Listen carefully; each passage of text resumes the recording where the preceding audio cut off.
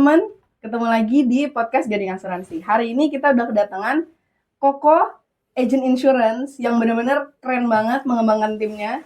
Timnya tuh berkembang pesat banget dalam waktu yang singkat. Ayo kita sambut Koko Ivan Mulyadi. Thank you semuanya undangannya. Thank you loh Kok. Thank you Kok udah datang di podcast kita. Nah ini aku ada fun fact ya Kok ya. Jadi ternyata tim yang saling mengenal di luar pekerjaan, kayak sering olahraga bareng, sering ngobrol bareng, nongkrong bareng di kafe, itu bisa bekerja lebih efektif dibanding dengan tim yang ketemu hanya di kantor aja. Menurut Koko gimana? Harus dikombinasi sih. Kombinasi. Karena kalau kan kita pengen kenapa sih harus dilakukan di dua tempat gitu ya? Karena kita harus punya konsep yang memang serius, tapi ada juga konsep yang santai. Nah, kadang-kadang kan memang kalau di kafe kan bisa lebih santai, bisa lebih nggak terlalu, kok ini kantor banget gitu, nggak terlalu serius. Nah, jadi harus gabung sih antara yang si serius dengan yang si fun-nya itu. Di kantor ya. Jadi ada waktu untuk kenal mereka di luar kerjaan juga ya? Iya. Di dalam Betul ya. Karena kan kalau kita bicara di kantor kan suasananya aja udah pekerjaan, lift gitu ya. Kalau di kantor kan mungkin lebih santai, bisa ngopi, bisa mungkin kalau kafenya enak bisa lebih moodnya lebih kebangunnya juga lebih enak ya gitu. Cuman kalau boleh tahu nih ya Kok, awal-awal itu tim Koko tuh total kira-kira ada berapa Kok? Dia Berapa orang manpower? yang sekarang ada ya headcount ya. Secara headcount sekarang kita di 102. Tapi dulu pernah sampai yang kayak 180, 70, 170 juga pernah. Ya sekarang ya dengan adanya kita ada terminasi dan lain-lain gitu ya, it's okay, nggak apa-apa. Nggak semua orang bisa sukses dalam waktu bersamaan kan. Mungkin aja waktunya nggak sekarang, mungkin nanti next time ya. That's business. Ya. Tapi Koko mengenal mereka semua, 102 orang itu Koko mengenal semuanya? Menariknya dan lucunya mengenalnya semuanya di sini. Jadi dari 102 yang mungkin dikenal lebih dari 5 tahun itu paling cuma 3-5 orang. Berarti orang baru semua ya? Sisanya orang baru semua. Jadi tapi itu memang decision yang memang gue ambil dari awal. Jadi kalau misalnya gue mengenal mereka di sini, jadi gue akan mengenal karakter mereka di sini. Ketika gue punya teman yang gue ajak ke bisnis ini, ada 2 resiko yang gue mungkin bisa terima gitu ya. Satu, pertemanannya juga jadi nggak murni karena ada hubungan bisnis, atau juga pertemanannya bisa jadi semakin solid karena hubungan bisnis. Nah, jadi mendingan gue memilih teman ya teman. Kalau misalnya kita baru kenal seseorang di sini dan dia sukses, pasti berteman. Kalau misalnya dia nggak sukses di sini, pilihannya dia mau berteman atau tidak. Jadi gue nggak meresikokan pertemanan gue. Oke, sekarang kita masuk ke myth or fact. Oke, nah ini yang paling susahnya dia. Enggak, ini jawab spontan aja kok. Oke. Jadi Koko pilih pilihan yang pertama atau yang kedua gitu ya. Oke, jangan mikir lama-lama ya Kok. Harus jawab cepet nih. Oke. Jualan sendiri atau ngajarin orang jualan? Ngajarin orang jualan. Oke. Di ghosting nasabah atau di ghosting tim? Di ghosting nasabah. MDRT atau MABC? MABC. Rekrut atau team builder? Team builder. Satu case besar atau case kecil tapi banyak. Case kecil banyak oleh banyak agent. Oke, produktif berarti. Agent cantik tapi kurang bergaul atau agent nggak cantik tapi bergaul? Agent nggak cantik tapi bergaul. Lemot tapi mau belajar atau pinter tapi suka ngilang? Lemot tapi mau belajar. Dipepetin tim atau dipepetin nasabah? Dipepetin tim. Dipepetin tim. Oke. Cukup cepat. Oke, sekian dari perfectnya. Kita lanjut pertanyaan ya. Oke. Bisa Koko, boleh nggak Koko cerita sedikit soal background Koko sebelum mulai Oke. di insurance? Background nih ya. Backgroundnya bukan dari dunia sales. Background gue dulunya awalnya graphic designer dengan S2 gue komunikasi. Tapi memang bekerja di business development, marketing business development. Jadi dulu gue kerjanya sempat di agensi periklanan, Terus habis itu ternyata berkembangnya di dunia alat kesehatan. Jadi gue kerja dari tahun 2010 sampai ya 2017 itu di perusahaan alat kesehatan yang memproduksi alat meja operasi, laparoskopi, MRI, Oh, oke. pabrikan, terus habis itu yang juga ngedistribusiin ke rumah sakit. Jadi basically gue tahu tuh berapa harga biaya yang harus dibayar sama rumah sakit dari mesin yang kita produksi. Terus di 2018 memang berniat untuk punya perusahaan. Akhirnya gue bikin perusahaan siaga namanya Petualang Pertama yang ngajarin orang serangan jantung. Dari sampai sekarang juga masih berjalan.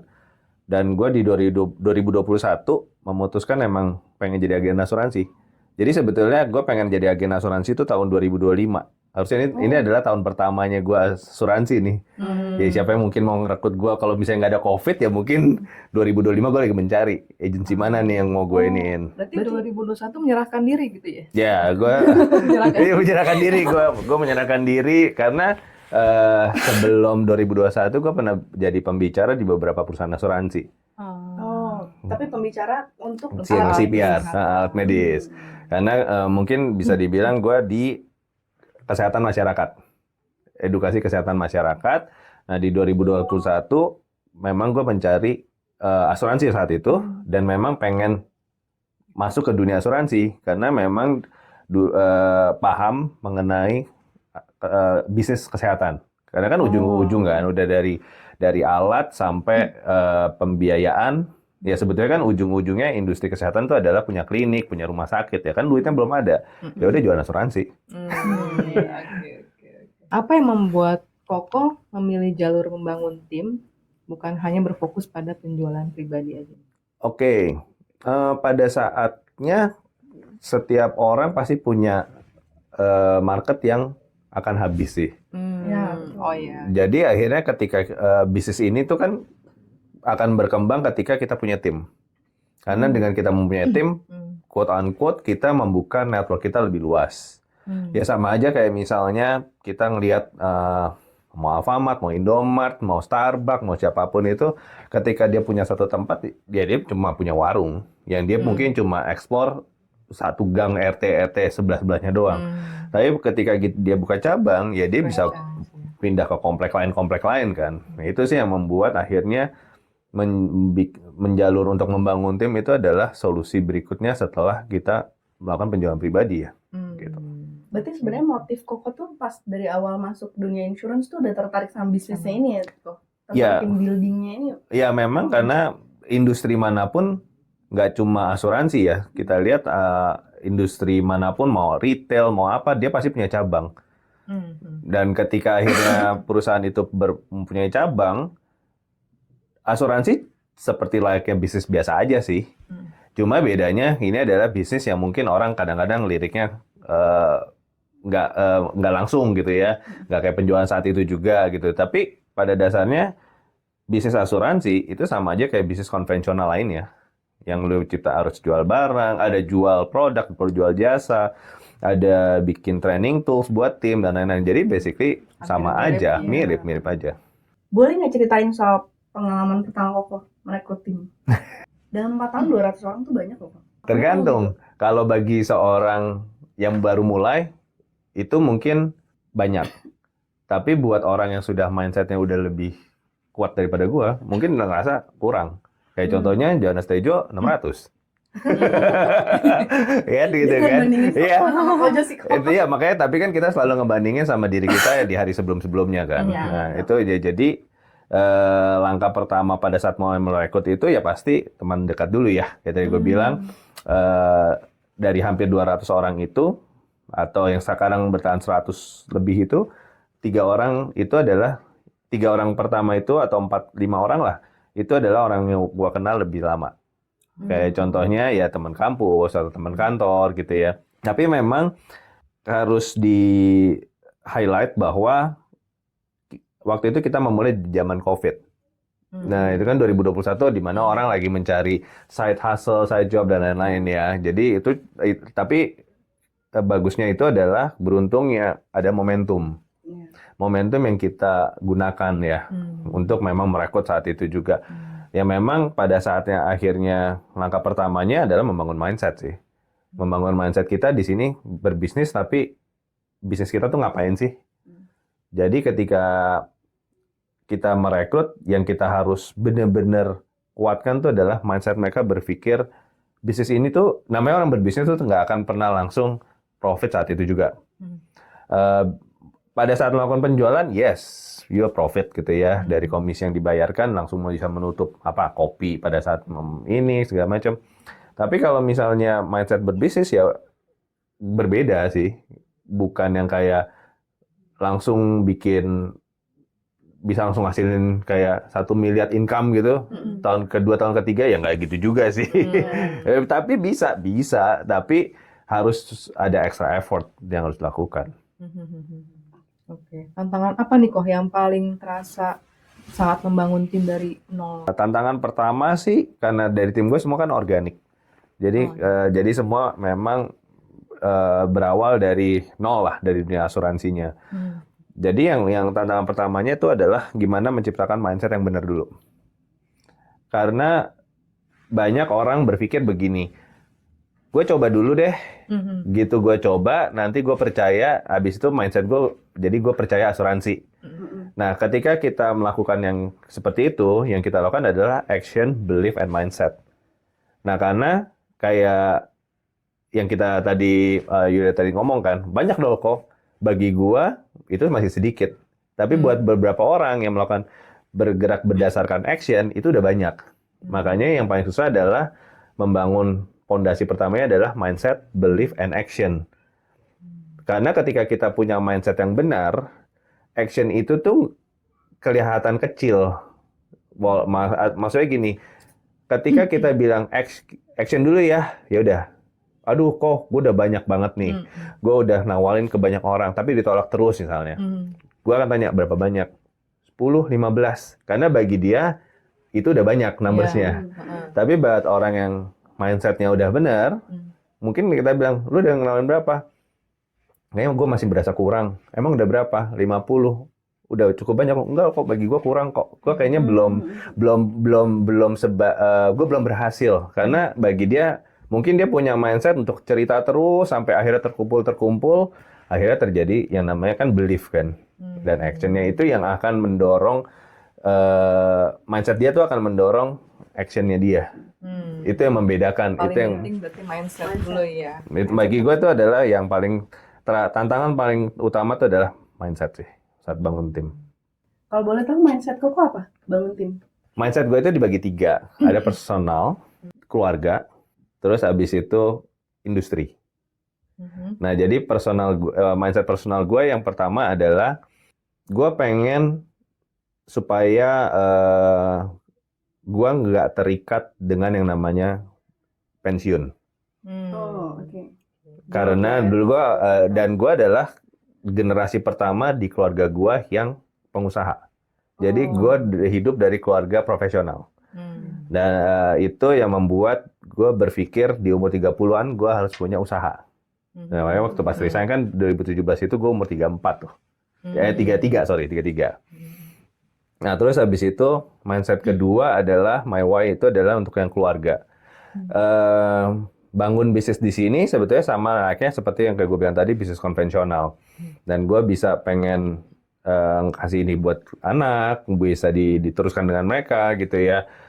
Dan salah satunya mindset yang gue bentuk untuk yang keluarga adalah gue pengen punya waktu ke keluarga lebih banyak. Karena ketika dulu gue kerja, dulu kan gue kerja di alat kesehatan. Nah, gue kerja di alat kesehatan, gue itu Sabtu Minggu tuh selalu kerja. Jadi gue itu kan pameran kesehatan. Dokter-dokter kan kerja Sabtu Minggu, Senin Jumat.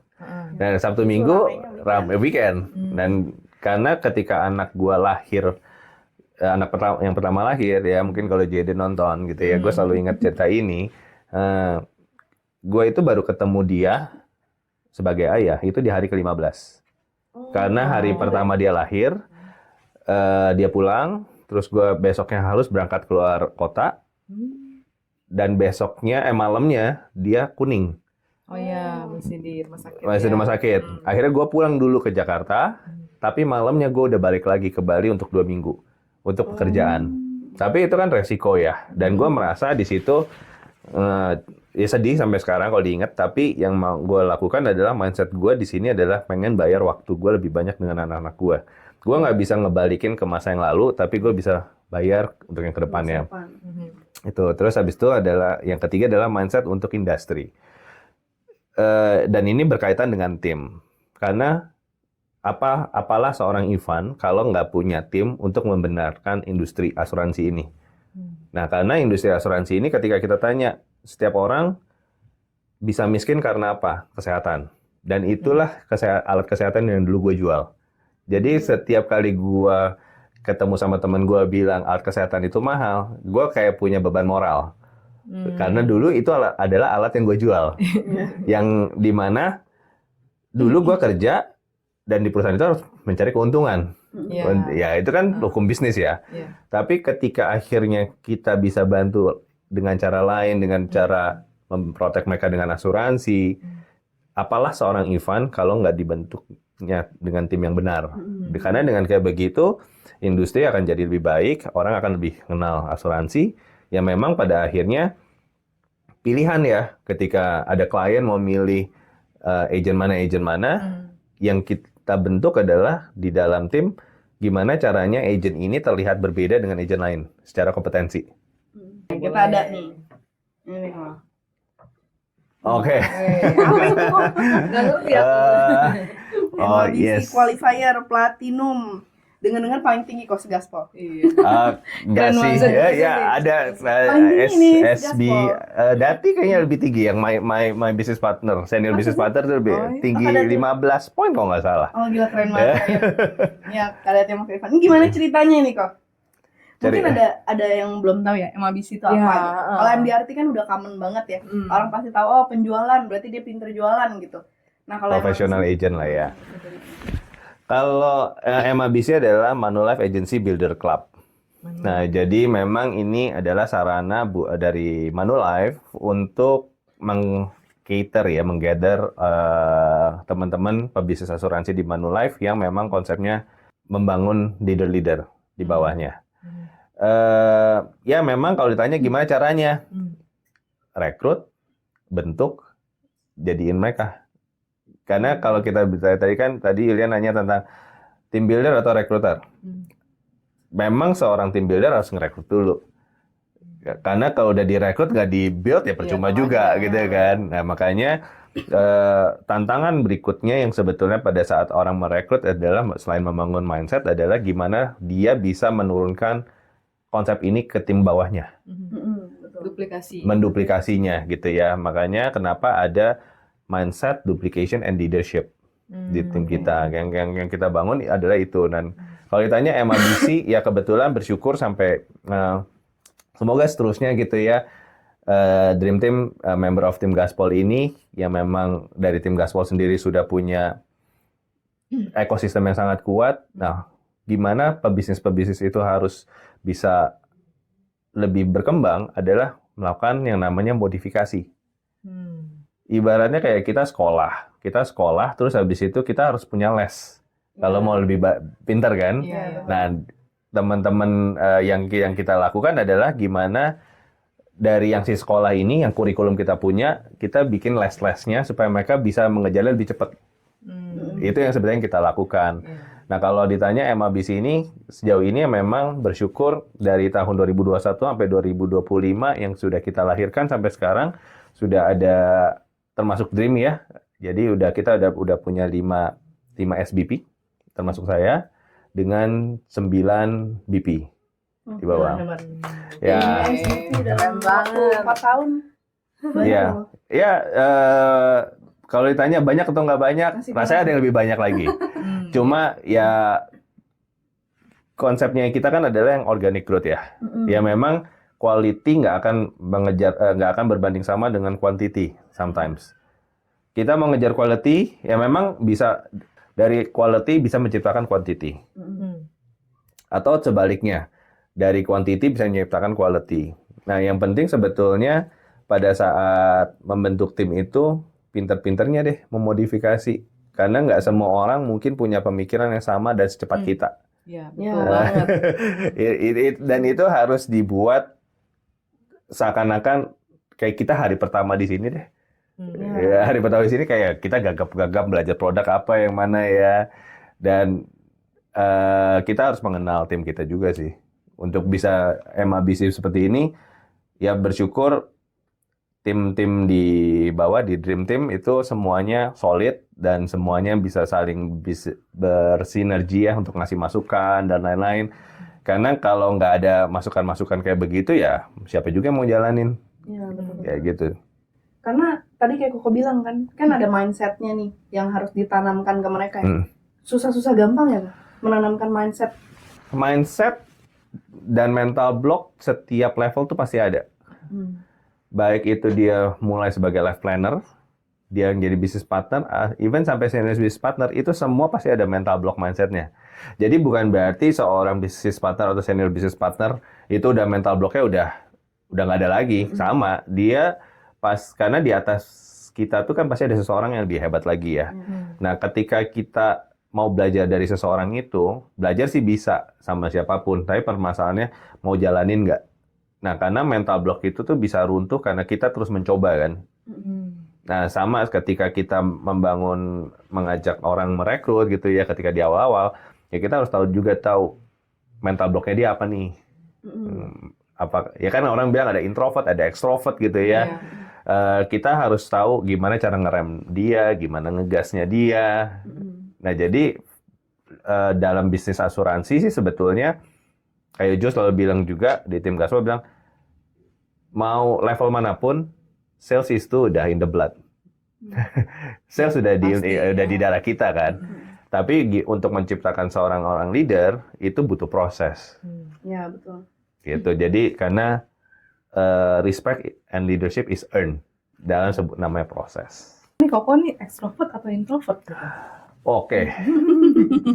Penasaran soalnya. Kelihatannya gimana? Kelihatannya gimana? Karena kelihatannya introvert ya? Atau gimana? Sebetulnya gue introvert. Ya, Introvert. tapi memang mau nggak mau ter-adjust karena situasi kondisi bisnis.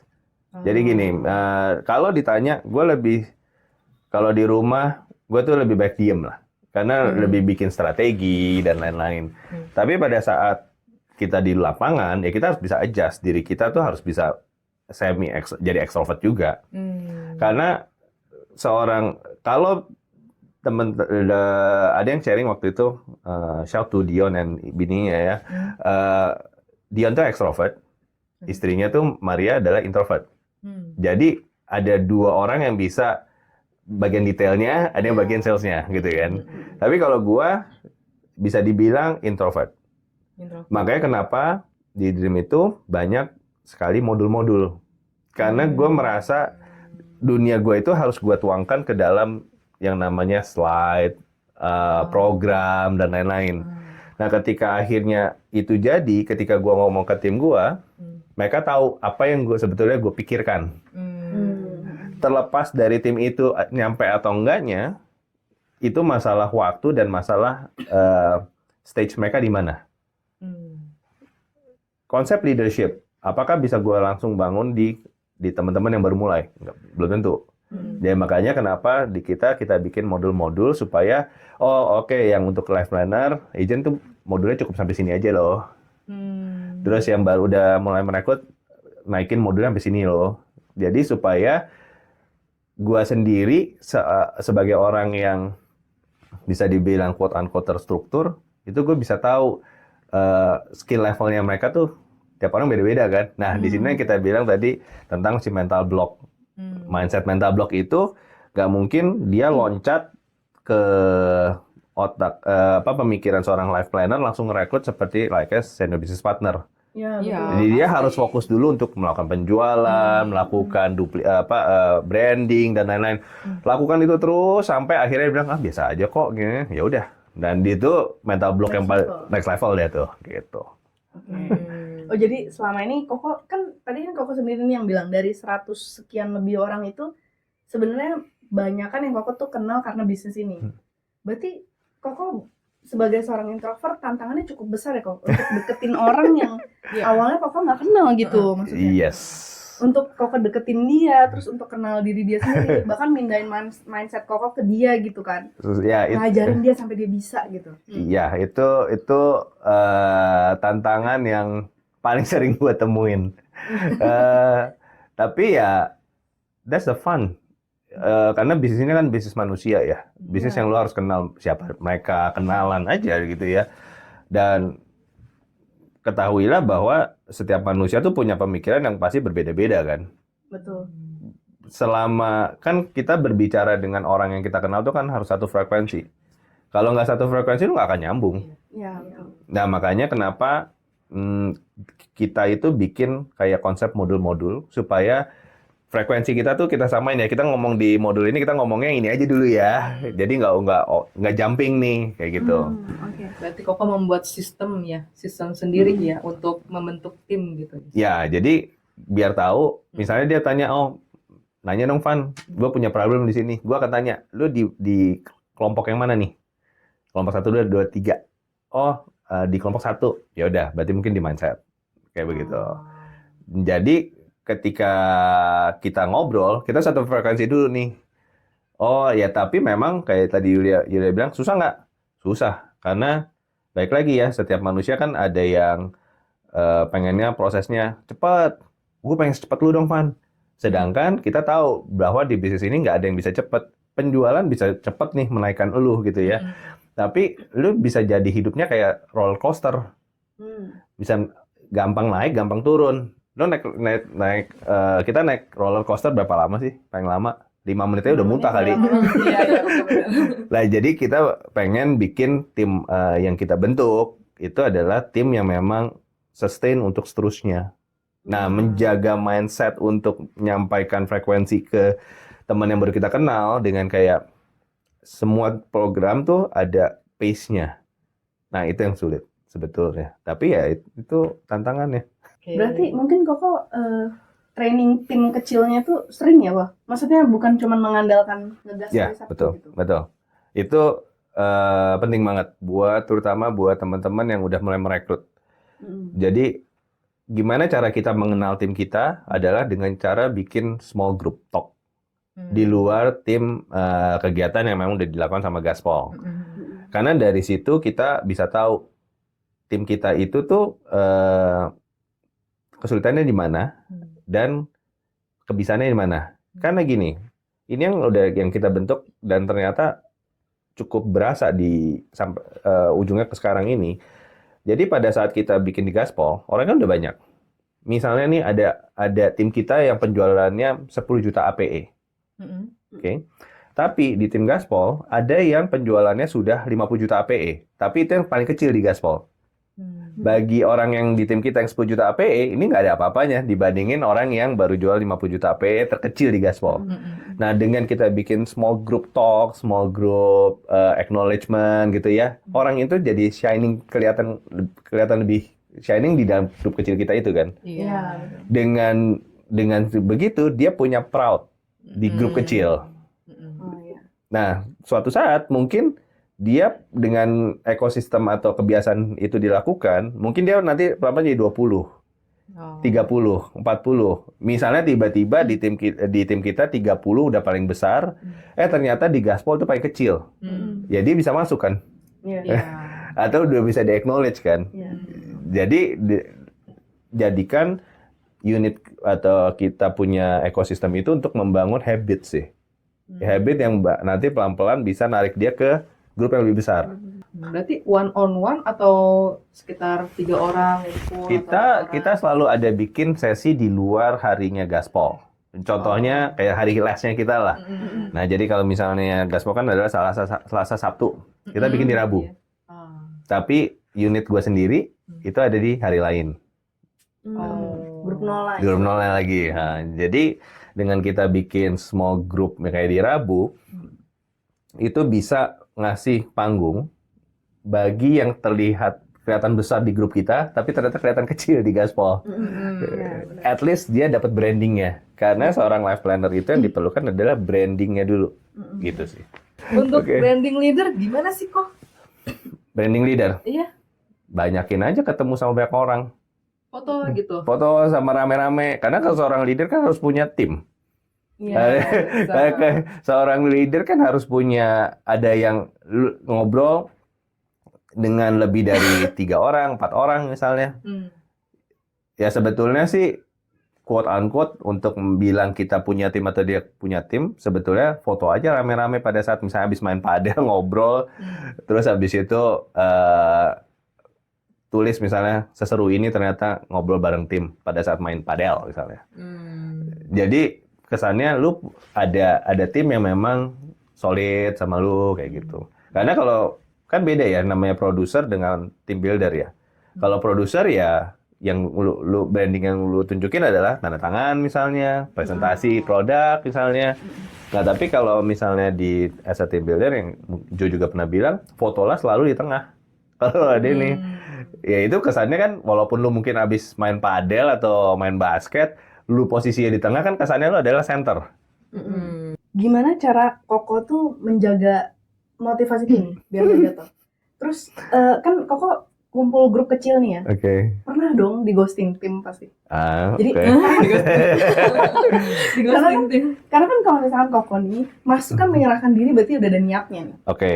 Kita tuh ada juga pengalaman sebenarnya nggak semua orang tuh yang menyerahkan diri itu sebenarnya dia siap True. untuk melakukan bisnis ini. Ya. Nah, dan kan pasti banyak jenis orang yang sebenarnya dia udah masuk tapi sebenarnya dia belum siap untuk menjalankan bisnis ini. Jadi dia akan hilang timbul tenggelam gitu. Oke. Kayak kura-kura. Apa nih tips and triknya buat menghidupkan orang yang masih timbul tenggelam ini? Oke. Layaknya bisnis dimanapun ada yang namanya kayak layangan ya. Kita tarik, kita kendorin gitu ya. Tapi gimana balikin motivasi tim kita? Pertamanya adalah gimana caranya ngebalikin motivasi kita dulu. Kita ya kan juga manusia yang harus juga ditarik ya, motivasinya ya. Salah satunya sih sebetulnya buat teman-teman yang lagi merekrut gitu ya, gue cuma mau bilang adalah temukan me time. Temukan me time dulu untuk lu bener-bener bisa mikir tanpa lu pegang handphone. Salah satu yang gue lakukan adalah me time gue adalah gym. Di gym itu gue tanpa megang handphone, gue mikir kayak gue mesti ngapain ya gitu ya. Karena kan itu kan adalah mindset dan me time itu sebetulnya saling berkesinambungan. Nah, tapi begitu mindset kita itu terbangun lagi karena me time kita bisa narik tuh tim kita lagi. Karena kalau kita nggak punya motivasi, kita semangat kita lagi down, boro-boro narik buat tim, narik buat diri kita aja susah. Nah, jadi yang kita lakukan, gimana caranya menjaga motivasi tim adalah by saying hello, apa kabar? Nanya kabar aja. Karena bisnis ini kan bukan bisnis kayak berapa, penjualan berapa, angka gitu kan. Manusia kan tetap harus disapa ya. Karena kan bisnis ini adalah bisnis manusia yang memanusiakan manusia. Yang di awal ya, komunikasi 50% di luar cuman dari kerjaan. Betul. Dan akhirnya ketika kita menyapa dia apa kabar, ya kita kan bisa mengetahui ya, dia sedang lagi down kah, dia lagi happy kah, gitu ya. Tapi memang pada saat kita misalnya merekrut, gue juga selalu bilang ke tim gue adalah, ketika lo lagi down, please let me know. Misalnya, Van, gue lagi capek nih. Jangan ganggu gue 2 hari ya. It's okay. Gue justru punya tim yang kayak begitu. Salah satunya senior business partner gue, Dati. Halo, Dat. Dia kalau lagi capek, dia bilang, Van, please jangan kontak gue 2 hari. Oh iya ya, gue nggak kontak 2 hari.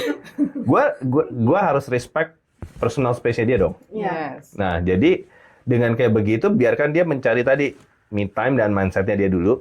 Dia termotivasi, baru deh dia akan baik lagi ke kita. Nah, jadi ketika akhirnya menjaga motivasi tim adalah menanyakan apa kabar, please let me know kalau ada yang bisa gue bantu. Ngajak ngobrol. Ngajak ngobrol, dan nggak usah ngomongin kerjaan. Justru sesuatu yang di luar asuransi banget ya. Iya. Saying hello. Iya, dia saying hello karena manusia itu kan pengen disapa ya, gitu ya. Jadi ya semoga dengan kayak begitu motivasinya terbentuk.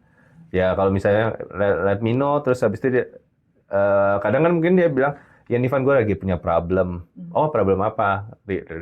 Kerjaan ya, tapi ya jangan urusan keluarga ya. Ya nih gue lagi ribet nih kalau yang produk ini gue mau nanya. Dari situ kita udah tahu dong problem dia apa. Ya udah, let's talk yuk. Lo mau kapan? Biarkan waktu itu dia yang tentukan. Karena ibaratnya kayak kita nolong orang itu nggak mau ditolong, lo percuma. Tunggu dia mau yang benar-benar ditolong, baru kita tolong. Berarti masih sabar seluas samudra ya? Oh iya, karena gini, karena Guru TK ya? nah ini yang menurut gua benar-benar terbalik sih di dalam dunia bisnis manusia ya, people business ini ya, sebutlah asuransi ya, MLM apapun.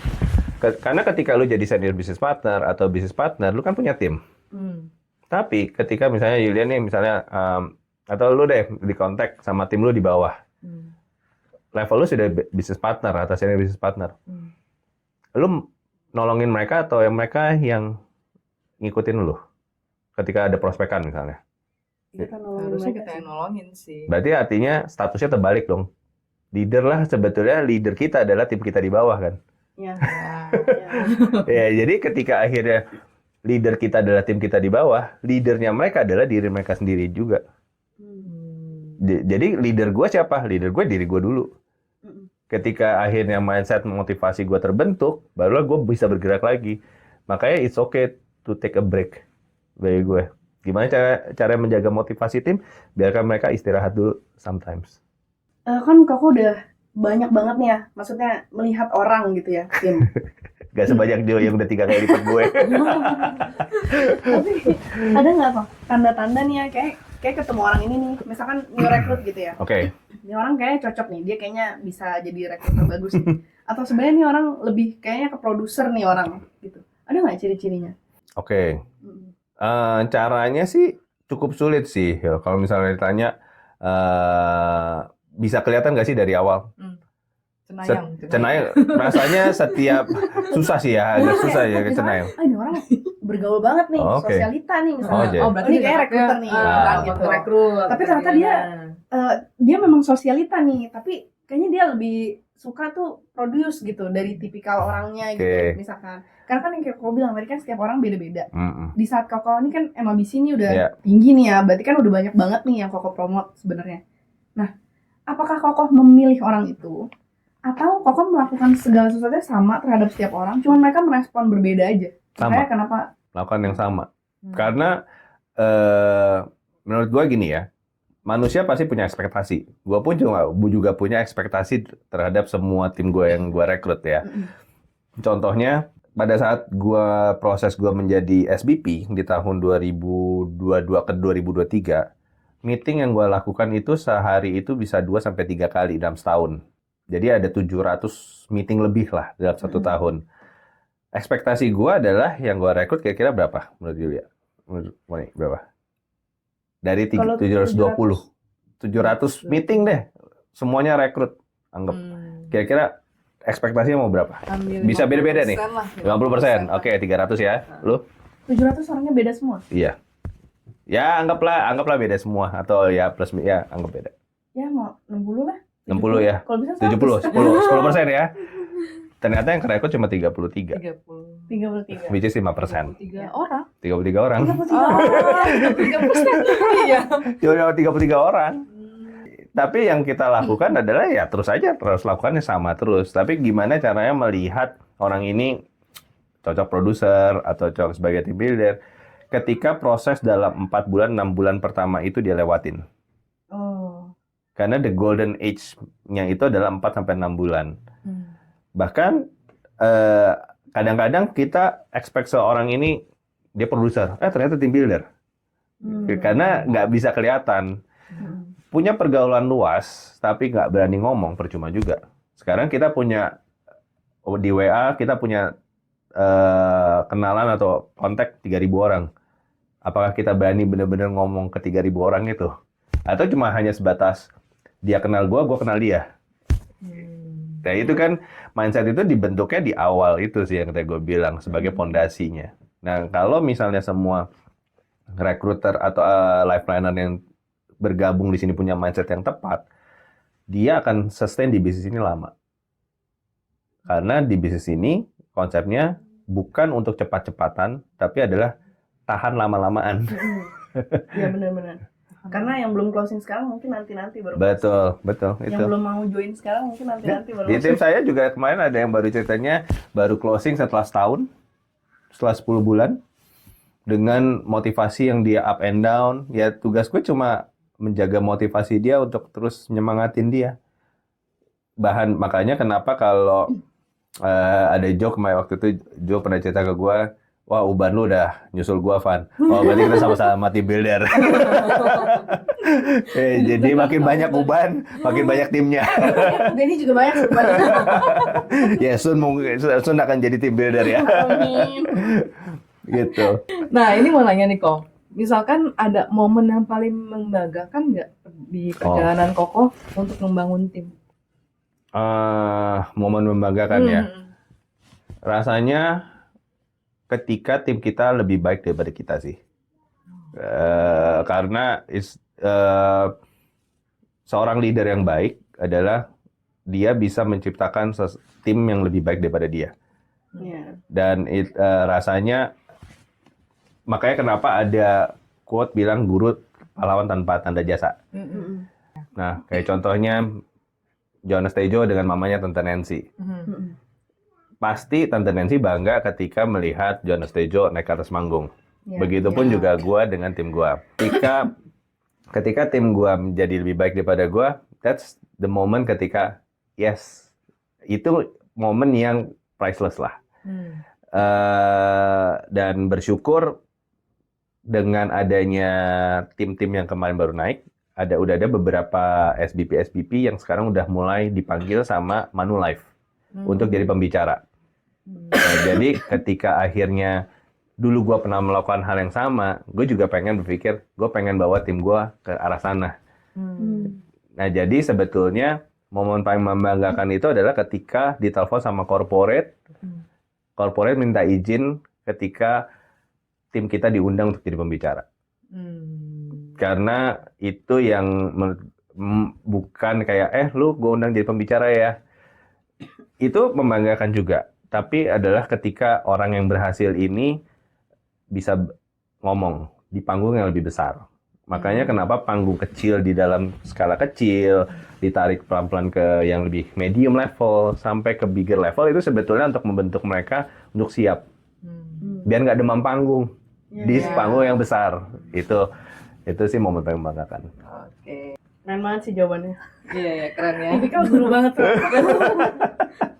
Ini Gitu ya. semi ekstrovert tapi bisa ngajarin juga gitu ya. Iya, justru ini berarti Koko tuh sadar gak sih? Berarti dalam 4 tahun ini mungkin Koko yang tadinya introvert banget. Soalnya sebenarnya aku juga introvert kok. Cuman bawel aja. Nggak mungkin dong.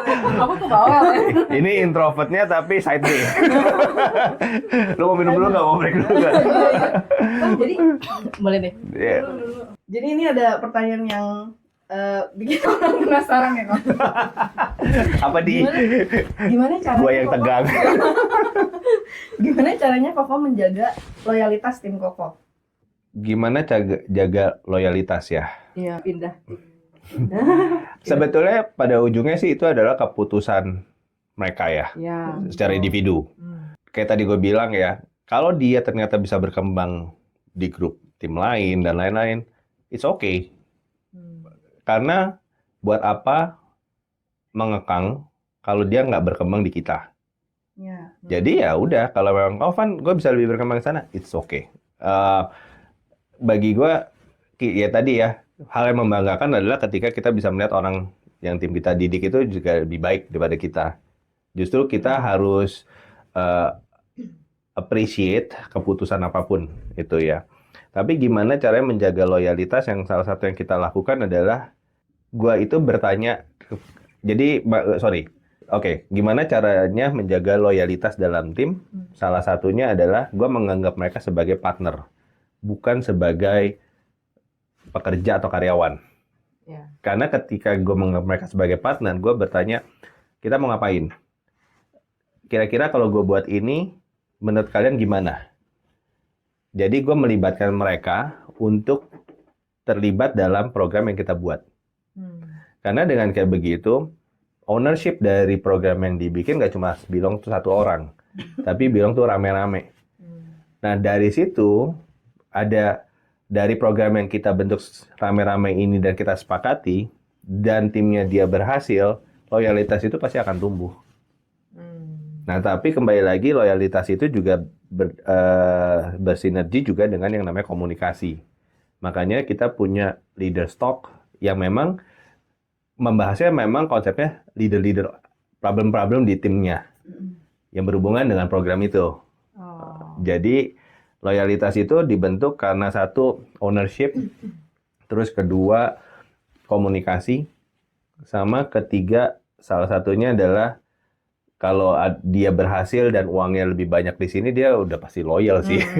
Tapi kalau ada faktor eksternal tadi Yulia tadi bilang, yang kita nggak bisa kontrol, ya sudah legowo kan. Karena ya manusia kan bisa lebih baik, nggak selalu di satu tempat kan ya. Ya gitu sih. Semoga menjawab. Susah banget. Aku minta tips nih kok. Tips utama yang untuk agent baru nih, yang baru mulai membangun tim tuh gimana? Tips.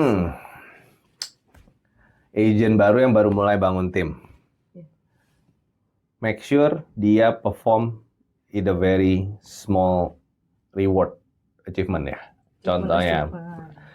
Karena gini, ketika kita bicara agent yang baru mulai membentuk bangun tim sendiri, salah satunya adalah bangun tim itu juga butuh biaya loh.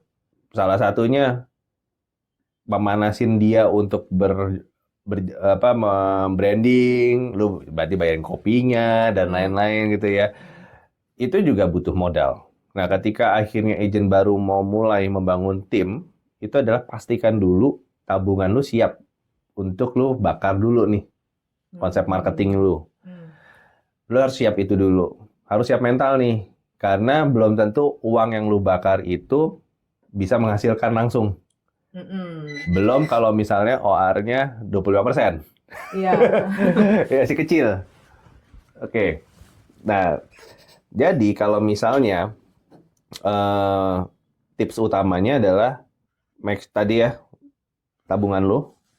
Terus kedua adalah bersiap untuk mereka ghosting.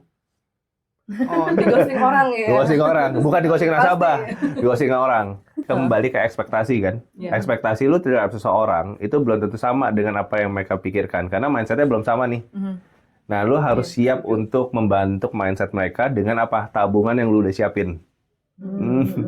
Nah, itu. Terus kedua, tips yang berikutnya adalah bikin dia small reward itu capai. Bikin dia di-acknowledge, kalau perlu lu bikinin pakai Canva, dia berhasil untuk satu case aja. Untuk brandingnya dia, versi dia sendiri, gitu. Karena dengan kayak begitu, dia dikenal di circle followernya dia dulu. Ya, berarti branding di sosmednya dia. Branding sosmednya dia. Karena kan ketika teman-teman jadi leader atau jadi recruiter, sebetulnya tuh yang dibanggakan tuh bukan kalian sebagai rekruternya. Kalian harus membanggakan tim kalian di bawah. Biarkan branding-branding yang dari versi kayak MABC Manulife itu terdorong dengan sendirinya karena kalian membrandingkan tim kalian yang di bawah. Gitu. Jadi dengan kayak begitu, semoga agent di tim yang di bawah itu merasa, oh ternyata gue bisa ya dengan small case, satu case aja gue dapat acknowledge brandingnya kayak begini. Terus udah mulai Rookie Bangkok ternyata begini. Kan kalau satu case mungkin dibikinin nama Symphony misalnya. Nah, tapi kalau Rookie Bangkok dibikinin sama Gaspol. Dia ada, makanya tadi ada lagi. Ada tambahan satu nih tipsnya. Apa tuh? Jangan baper kayaknya ya. Sama, mau produser, mau jadi team builder jangan baper. Ya, karena bisnis ini namanya juga bisnis ya, nggak semua orang suka dengan bisnis kita. Tapi kalau mereka butuh apa yang kita jual, mereka akan balik ke kita kok. Makanya kenapa saya bilang ke tim adalah kalau orang apalagi tim saya kan banyak kan karyawan. mostly. Yang atau side ya. hustle atau yang memang ibu rumah tangga gitu ya. Saya selalu bilang setiap tahun harus ada achievement sekecil apapun. Karena ketika dia karyawan, biasanya orang resign dari perusahaan itu pilihannya cuma dua, ke tempat baru yang lebih baik atau pengen bikin bisnis. Iya. Betul. Nah, jadi ketika dia adalah pengennya bikin bisnis, setiap tahun harus kelihatan lebih baik Ya, supaya kelihatannya bisnisnya berkembang, gitu Ya. kan. Nah, jadi dari situ saya bilang ke tim adalah, yuk bikin small achievement sekecil apapun tapi berprogres setiap tahunnya. Jadi jangan langsung tahun ini langsung baru join organik pengen jadi MDRT langsung. Ya nggak Ya. bisa. Kayak yang lain-lain nggak bisa juga. Oh. Capai aja dulu duduk di Bangkok, jual aja dulu 3 case QLP. Nah, dari situ mindsetnya, karakternya akhirnya terbentuk. Ada langkah-langkahnya lah ya. Ya, berarti sebenarnya bisa dilihat gitu ya. Mungkin Koko sendiri juga awal Koko join 2021 sampai 2005 kan introvert nih ya. Berarti selama 4 tahun berkembang banget ya. Bergeser banget ya introvertnya berarti. Ya akhirnya introvertnya bergeser karena tuntutan pekerjaan pada dasarnya. Tapi harus kembali ketemu dengan partner-partner yang tepat ya. Ya. Kalau percuma juga kita ekstrovert terus kita nggak menemukan partner yang tepat yang bisa bimbing kita gitu ya, akhirnya bisnis kita bisa kemana-mana gitu ya. Makanya penting untuk menseleksi siapa yang kita rekrut sih. Karena temukan homogenik di dalam tim kita. Contohnya misalnya seorang karyawan, rekrutnya karyawan, jangan rekrut ibu rumah tangga.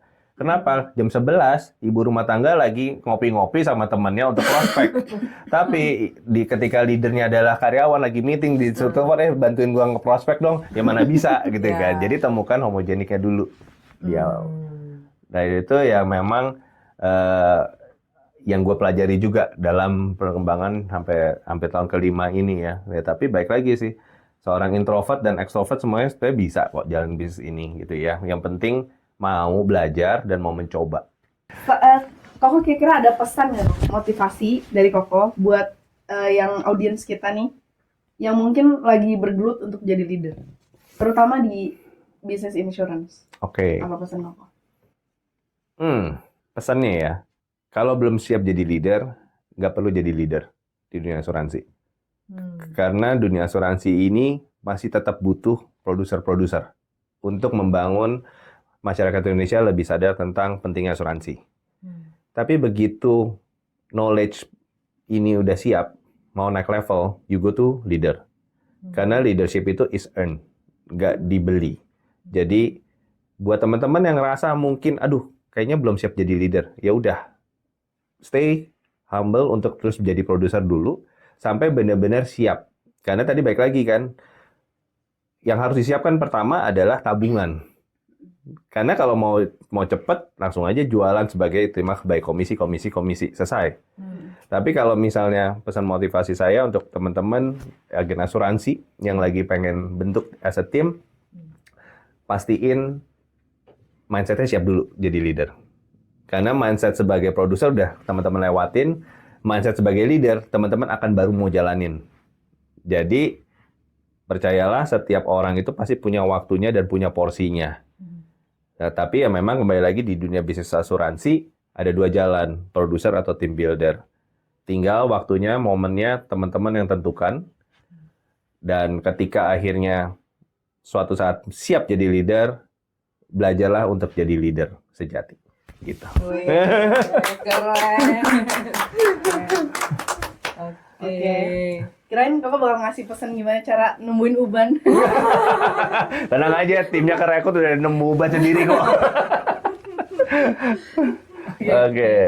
Thank you ya kok udah sama kita, udah sharing-sharing positif banget pokoknya ya. Iya, Ya. sangat membantu. Iya, Semoga tambah gede di Amin. asuransi ya. amin. Thank you kok. Yang mau join langsung.